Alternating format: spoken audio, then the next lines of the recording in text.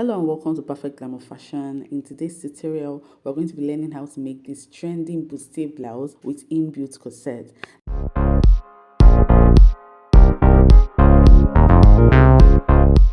I know the one you usually see is the one that have this scallop hemline, but my customer is going to be wearing this over a flace skirt, so I opted to make my hemline to be plain, but I'll be showing you how to make this scallop hemline during the cutting process. Alright, so for the front, we're going to be marking our shoulder divided by 2 and then come down by 1 inch to form our shoulder slope, then connect it to our 3-inch neck width. Okay, so this is the normal way we form our armhole. If you've been on this channel, you know how to do this. Okay, armhole length and then connect it to the shoulder slope. Next, you would mark your bust divided by 4 and then form an angle. Now the person I'm making this dress for is slim, so that's why the angle is very small. So on that same line, you're going to divide your armhole length by 2 and come in by 1/2 inch. So on that 1/2 inch line, you're now going to form your armhole curve. Okay, and take note that this video is going to be both the sewing and the cutting and the sewing tutorial, so it's going to be a bit long, so stay with me to the end. Okay, all right, so we're going to mark our vertical measurements. We're going to mark the nipple points, the under bust and the half length. We're going to mark this and then we'll square up the line, and then we're going to mark the waist to hip. Well, I'm using 8 inches for her waist to hip. Okay, she's a petite she has a petite stature. Now take note that your front half length is not the same with your back half length. So you're going to, when you're taking your measurement, take the measurement for your front half length and then take the measurement for your back half length separately. Okay, now I'm labeling the lines, and when I'm done, I'm now dividing my nipple to nipple measurement by 2. So her nipple to nipple measurement is 7 divided by 2 is 3.5. So I marked 3.5 on all the horizontal lines, and I marked. Now I'm going to divide the shoulder slope by 2, and then I will mark whatever I have. I'm going to connect it to the nipple points to form the shoulder, that leg. Okay, now I'm going to mark 1/2 inch on the towards the center front. I'm going to mark 1/2 inch on the underbust, the half length and the hip point, and then towards the side I'm using 1 inch for her because she's petite. Okay, but if your bust is from 36 up, you should use 1.5 inch to 2 inches for the side, for your side darts. Okay, now I'm using my curved ruler. Notice the way I place my curved ruler. I noticed that facing it downwards gives you a fuller frame. Okay, now for the over bust, that is the chest line I'm going to be using. I'm using 6 inches from the neckline, and that's 4 inches from the nipple point. This is because she doesn't want her cleavage to show at all. So if you're comfortable with your cleavage showing, then you can go up from your nipple point by 2 inches or so. Okay, so you do what is comfortable with you or with your client. Then I marked 1/2 inch on both sides of that chest line, of that leg along the chest line. Okay, so I marked 1/2 inches and I'm connecting it with a slightly curved part of this ruler. Okay, so now that I'm done doing that, I'm going to mark the neck depth. Now the neck depth is 7 inches. That's what I used for this person, and this is because she doesn't want her cleavage to show. Okay, so you can use 6.5, 7 inches, 8 inches. You can even make your neck depth to be on your nipple points. It's up to you. Now to form the sweetheart neckline, I measured the two dart legs to see that it is equal, but mine wasn't equal, so I extended the line to become equal and I formed the sweetheart neckline. Now I'm going to come up by 1 inch because my chest line is very up. Okay, I had to come up by 1 inch from the initial what is it called now, armhole depth. Okay, so but if yours is not as high as this one, then you may not need to come up. You might need to just come up by 1/2 inch just to make sure that it covers a bit in your armhole area, because it's a sleeveless top. Okay, I hope you understood that. So if you have any question, remember that I'm always at the comment section to answer your questions. So if you have any question, do well to ask in the comment section. Okay, now I'm going to replace the darts that I took from this chest line in the armhole area, so that when you are done sewing this, it's not going to short. You get, when you are done joining the armhole and the over bust, is not going to be short. Okay, so I extended the line by 1 inch. This is me trying to try to insist on using my curved ruler. Sincerely, I would have just done this with my free hand, and it would have been very, very easy and simple. Okay, all right, so the next thing we're going to be doing is to mark our waist divided by 4. Now my waist divided by 4 is 6.5, but I'm going to mark 6 inches, so I'm removing ½ inch for that snatched effect. You understand that? Okay, so I'm removing ½ inch. So whatever your waist divided by 4 minus ½ inch. Then I now added the dart intake. I did that also for the hip. Her hip divided by 4 plus that intake. Okay, so now that I'm done marking, I'm also trying to cross check what I did to make sure it's accurate. Okay, so I'm going to be using, notice how I place my ruler.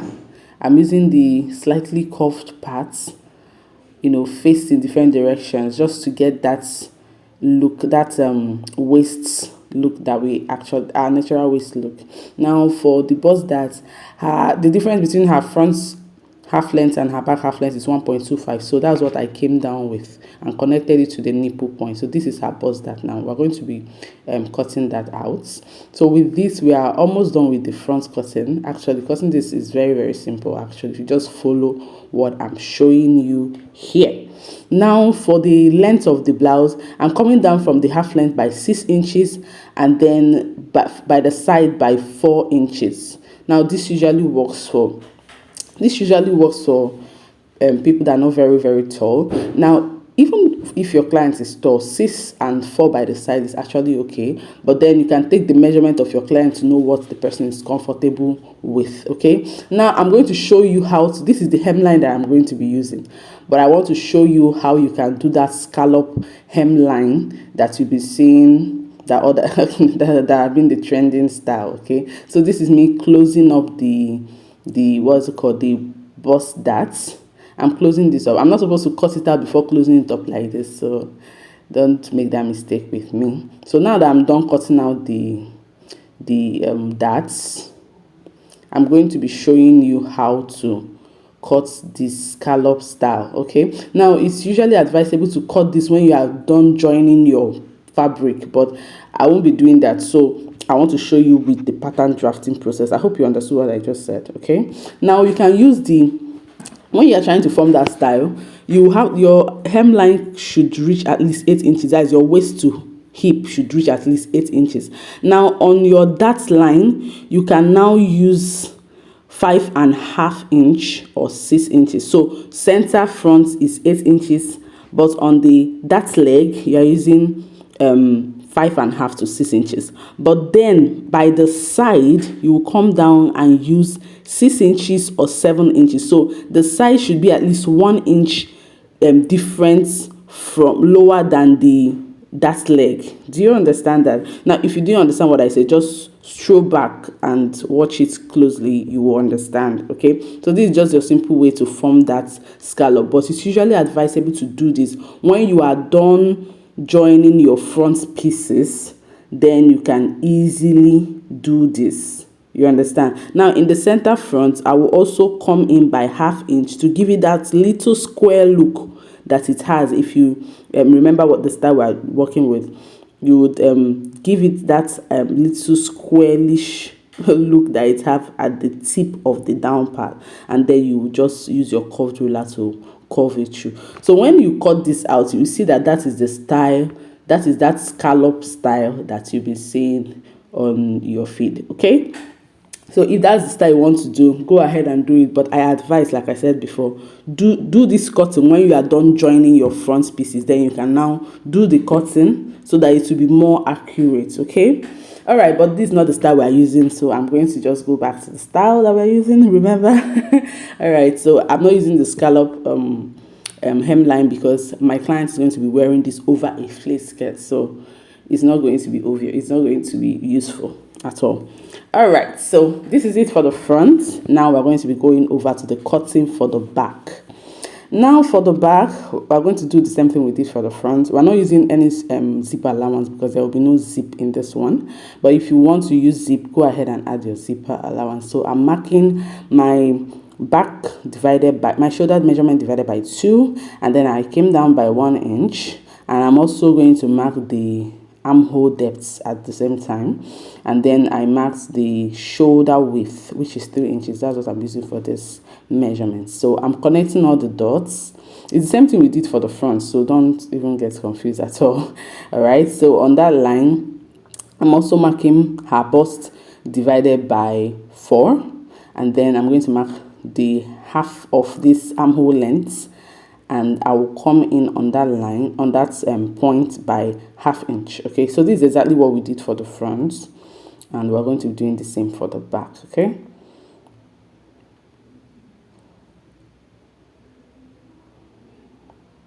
now we're done doing that. We're going to be marking the horizontal, the vertical measurements, and that is the nipple point, the half length. Remember, the half length for the back is different from the half length for the front. Okay, her front half length is 15, and her back half length is 13.75. So the difference is 1.25.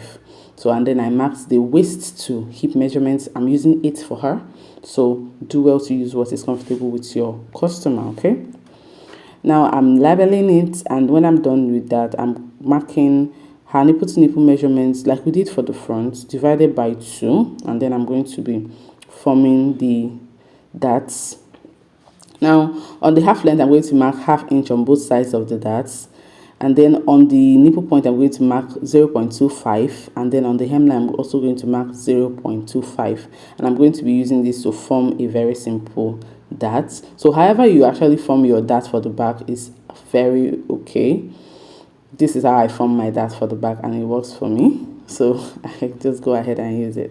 Okay, so the what I removed from the that's in the nipple point, I'm going to replace it. That's about ½ inch, so I'm going to replace it, and then I'm going to mark my waist divided by 4 minus half. Remember, we are taking out half because we want it to be snatched. Okay, so waist divided by 4 minus half plus the dart intake, and we're doing the hip divided by 4 plus the dart intake. Okay, so once we're done doing this, we're going to be using our curved ruler to form the side, to form the shape for the side.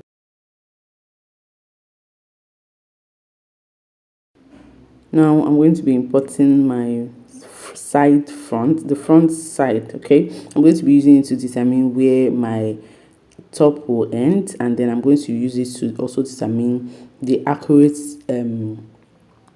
armhole length. Remember that we extended the armhole length upwards, so I'm going to also do the same thing for the back.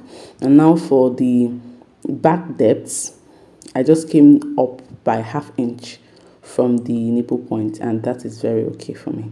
Now I'm going to be extending the dart legs. I'm going to be extending the dart legs to get to the new back depths. Okay, all right, so I'm also going to be curving out the hemline for the back. Once I've gotten the side of the back, I can form the hemline for the back. Okay, now I'm going to be removing just 1 inch at the center back of this top. This is because I usually don't want my corset to be too open at the back. Okay, so it's preference. You can use 2 inches, you can use 1½ inch, whatever suits you, it's fine. All right, so this is it for the back, and then we're going to be going over to cut this out, and then we're going to be going over to the sewing tutorial. Okay, so this is a 2-in-1 tutorial, and so thank you for staying up to this point. I hope you like what you're learning here. All right, so I've gone ahead to cut both the the fashion fabric and the lining. Okay, I've cut the fashion fabric and the lining, and then I've added sewing allowance. I've added I added hairstay to the fashion fabric. There's main fabric, one layer of hairstay, but I added cloth comb, light cloth comb to the lining. Okay, I've also added sewing allowance. Like I mentioned, I used 1/2 inch on the sides, on the pieces, but I used 1 inch for the sides. Okay, now I'm going to be adding wadding or padded, whatever you call it in your area. Okay, I'm going to be adding wadding to the center front. Okay, so for this wadding, how I'm going to be adding it is that I'm going to first of all go and join. Remember, I left 1/2 inch in the center front. I didn't cut the center front on fold for some reason. I left 1/2 inch there. So with that 1/2 inch, I went to join the 1/2 inch. Okay, so now that I'm done joining the 1/2 inch, I'm going to be marking out the word, how I'm going to place the wording. Now you can totally cut this out, but I'm not going to be cutting mine out. The wording is going to stop at the underbust. That's where I indicated. Then it's going to have come down from the main fabric by 1/2 inch. This is to enable you to sew. So what I'm going to be cutting is this inside now. Okay, but I didn't cut it out because I still want to use the pattern pieces for another thing. Okay, so I just trace it out on the wording piece and then I cut it out. All right, so now that I'm done cutting it out, this is what it should look like. So it should stop at your 1/2 length, and then it should be shorter than the main fabric by 1/2 inch. This is to enable you when you are sewing it, so that it will not have all the bulkiness you get. All right, so this is what we have, and then to have 1/2 inch sewing allowance. It will have 1/2 inch sewing allowance because there is 1/2 inch sewing allowance on your main fabric. Now for the side, I came in by 4 inches. Now if the person have a bigger bust, you can come in by 5 inches. Now what you have to just make sure is that from the side you have at least 1 inch room from the bustier, from the wording to the side, and then I came down by 1/2 inch at the top, and then it will stop at the underbust, just like the one in the center front. It will stop at the underbust, and then you keep your sewing allowance, also your 1/2 inch sewing allowance.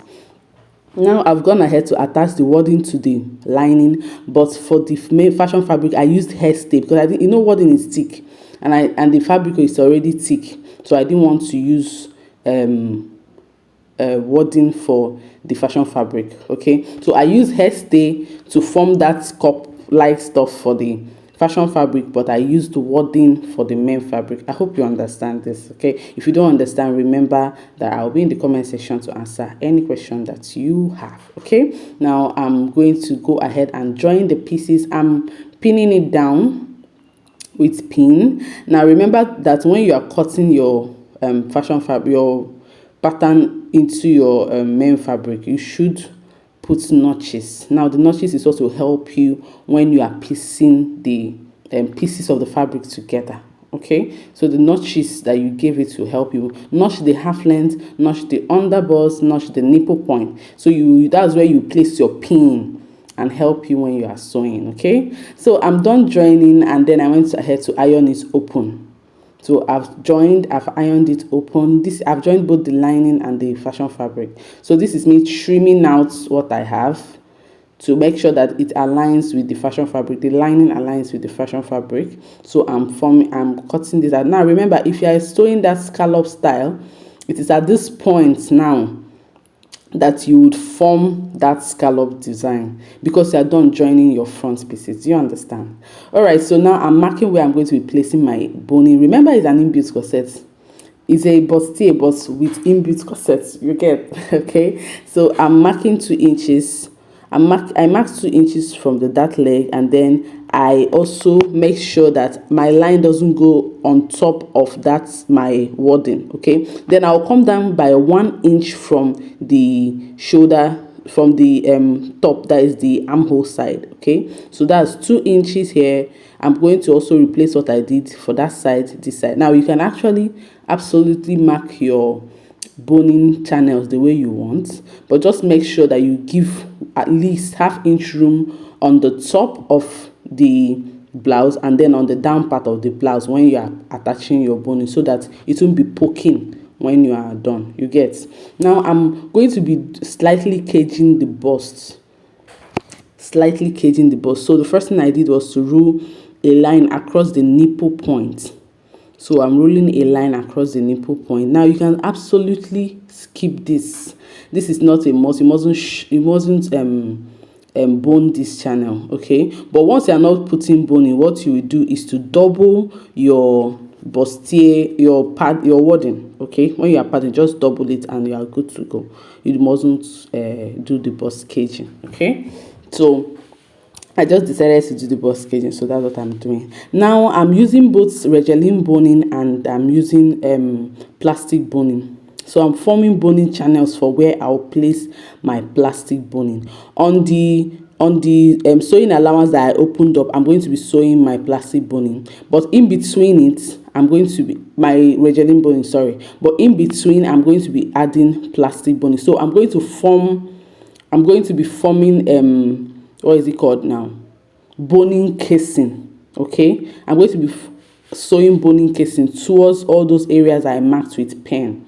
Okay, so I've gone ahead to cut out a 1.5 inch wide strip. So it's a long strip, but it's 1.5 inch in width. Okay, so I'll take this over to my sewing machine and then form all the boning lines and boning cases that I need. So this is what it looks like now that I'm done forming. I've formed the bust caging, and then I told you that this bust caging is totally optional. Okay, so I did something really simple.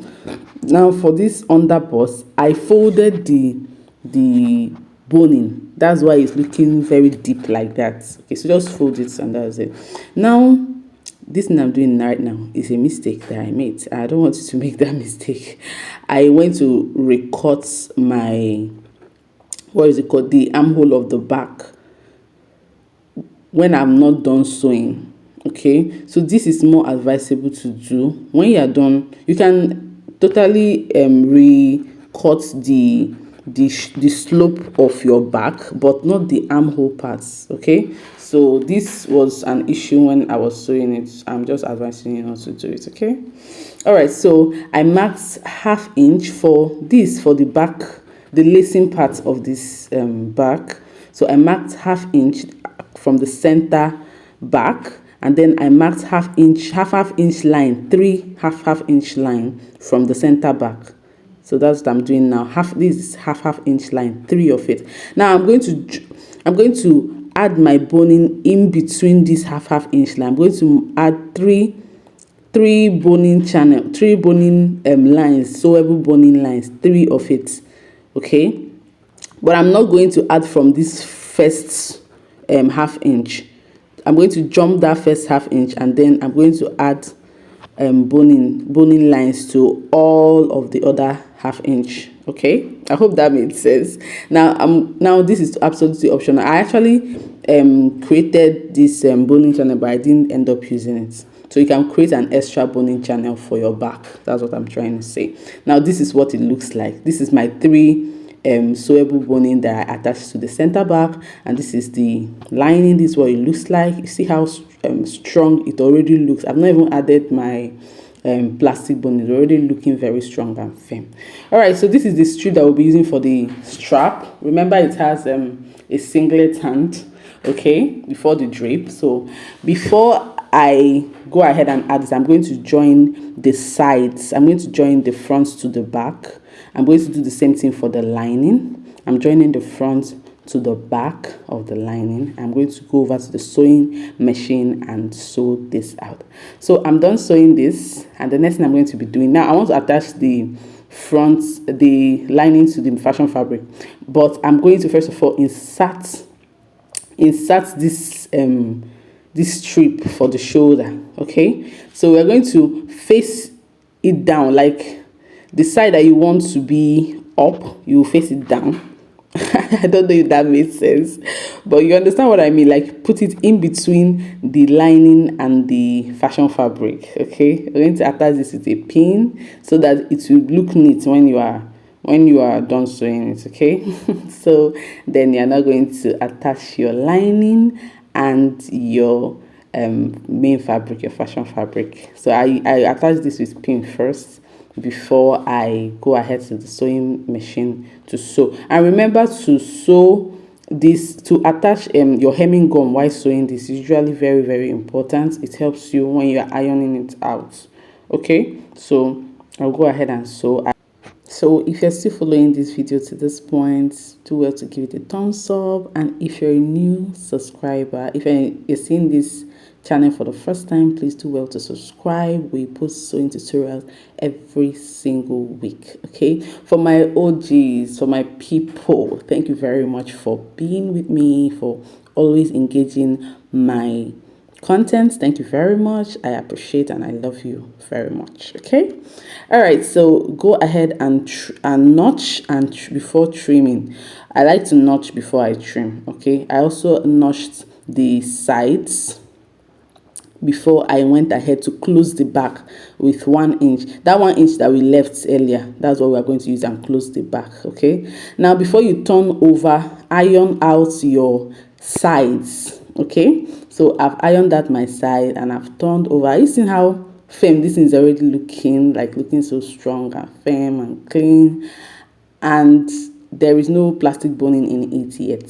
So to attach the plastic boning, I'm going to sew along this 1/2 inch line by the edge of the back. Okay, so I've gone ahead to sew. If you can see that very closely, I've gone ahead to sew that 1/2 inch line. So that's where I'm going to be inserting my plastic boning to the back. Okay, so I'm going to be inserting my plastic boning now. First of all, I'll insert, this is the part that will help us during our lacing, and because we sewed plastic bonings along this back area, when you are trying to add your, what is it called now, your eyelet, you would have to open it up, maybe a little difficult. So I usually open my own up with the eyelet machine, but it was almost impossible to do that for this one. But the advantage is that it's going to be very firm. When you lace your customer, it's not going to be bending, it's not going to be folding up, you get? All right, so once you're done doing, I'm done attaching this, I'm going to go ahead and add my plastic boning to the rest. Remember to leave 1/2 inch. Remember to leave 1/2 inch when you are attaching your plastic boning. Like, let it be 1/2 inch shorter than the boning channels that you created, and then trim, and maybe if you want to use lighter like I'm using, to make sure that it is not poking. It is not poking your customer when she's done wearing it. You see that? You see how it looks? Okay, so I'll go ahead and iron this out. Now for the straps, I'm going to be attaching it on my customer. I'm just going to use pin to attach it, so yeah, you see what it looks like. Both for the strap and for the draping, I'm going to be doing it on my customer. But if your customer is not very close, you can do the draping on your mannequin, but you make sure that you give enough room for adjustment, just in case the person is bigger or smaller than your mannequin. You understand that? Okay, so stretch it out on your mannequin, and then you can do the draping on your mannequin. Now for the hem, to close this up, we're going to be, we cut this in, this strip is cut on bias fold, that is, it was cut diagonally. Okay, all right, so the first thing to do is to attach it to the back, and then flip it to the front, and then top stitch, and we are done. Actually, I hope you enjoyed this video. Do give it a thumbs up and share with your friends. All right, till I see you next time. Bye.